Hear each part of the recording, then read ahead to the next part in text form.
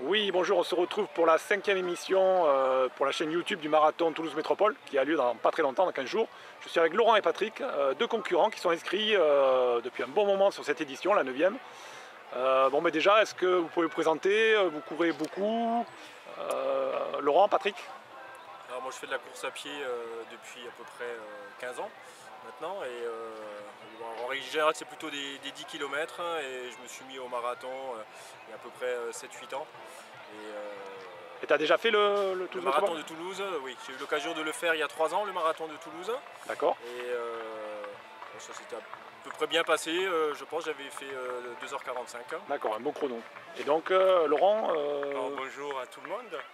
Alors moi, ça va faire 20 ans que je cours, je fais la D'accord, course à pied, et 15 ans que je m'entraîne avec Patrick. Donc on fait un peu de tout, des 10 km, des semis, mais moi j'apprécie beaucoup les marathons, c'est mon 42e à Toulouse. ah ouais, d'accord. Et tu as fait tous les Toulouse? Non. à part tu disais la première édition, la je crois que première. j'ai pas faite. D'accord, Et là, avec Patrick, depuis une paire d'années, on s'entraîne ensemble et on a décidé de faire le marathon de Toulouse ensemble. d'accord. Donc Et là, oui, on est à peu près du même niveau, donc on s'entraide. d'accord. Et là, bon, on est à peu près à 2 semaines du marathon, on va dire. Où vous en êtes de votre entraînement? C'est quoi pour vous? Qu'est-ce que vous faites aujourd'hui? Qu'est-ce que vous faites demain? Là on a quasiment, on finalise. On finalise. Aujourd'hui on a fait la course de la balade de la Saône à Quinte-François-Grive. C'est un 10 km, donc c'était vraiment la dernière étape de cette préparation. Parce que là les 15 derniers jours on va le faire un peu plus tranquille.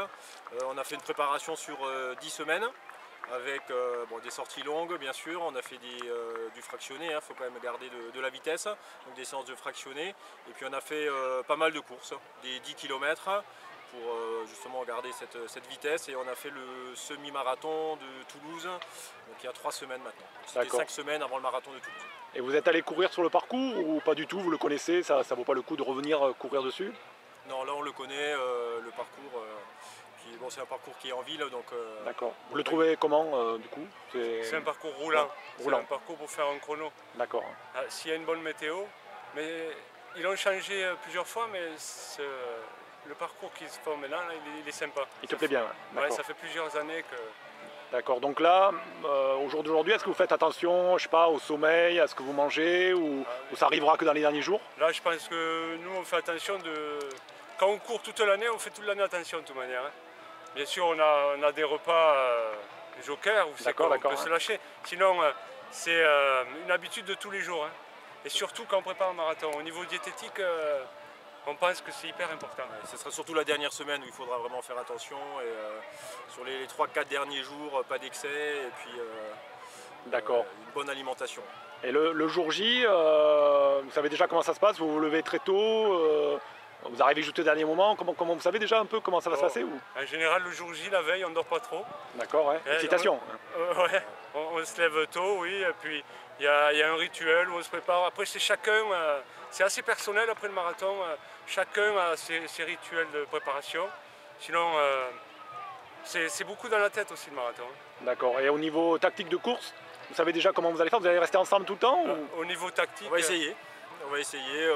On est parti aujourd'hui sur une base, on va essayer de faire du 15 km/h.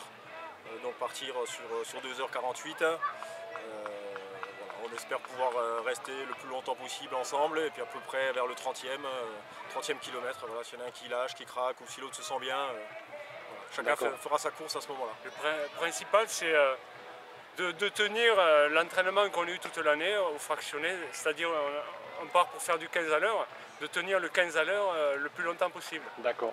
Donc juste oui. Et se faire plaisir surtout sur le marathon. Et juste petit mot de conclusion, si vous deviez donner un conseil à quelqu'un qui c'est son premier marathon, qui va le faire, qu'est-ce que vous diriez? Un conseil principal que j'ai pas suivi moi-même, qu'en général on ne suit pas, c'est de ne pas partir vite. D'accord, c'est vraiment le premier, partir vraiment en dedans. Voilà, en dedans, parce que c'est très très long. Le premier, on a l'euphorie, l'inconnu. Bon, on le fait tous. Puis en règle générale, on est bien préparé pour un marathon. Les gens se sont beaucoup entraînés, donc les premiers 20 km, ils se sentent bien. Ils sont prêts à partir très très vite et c'est effectivement l'erreur à ne pas faire, parce qu'on le paye dans les derniers kilomètres. Ça. Bon, ok. Bon, mais je vous remercie de m'avoir répondu. On se retrouve alors dans 15 jours au départ du marathon. Merci à vous et puis bon courage à tous les marathoniens.